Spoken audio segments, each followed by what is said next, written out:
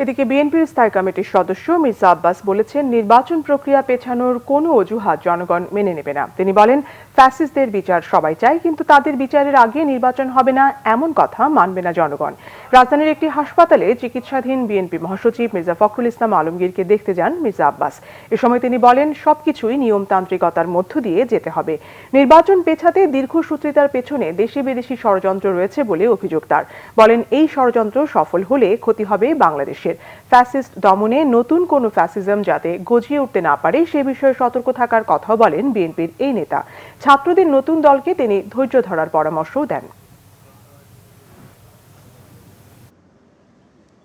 নির্বাচন প্রক্রিয়া পিছিয়ে দেওয়ার জন্য কোনো অজুহাত তৈরি করা যাবে না। আমার মনে হচ্ছে কিছু কিছু লোক নির্বাচন প্রক্রিয়া পিছিয়ে দেওয়ার জন্য, নির্বাচন না করার জন্য একটা অজুহাত তৈরি করার পায়তারা করতেছেন, সৃষ্টি করতেছেন। এটার মধ্যে দেশি বিদেশি চক্রান্ত কাজ করতেছে, বাংলাদেশকে আনস্টেবল রাখা। এই বাংলা যদি স্টেবল হয়ে যায়, অনেকের ক্ষতি হবে।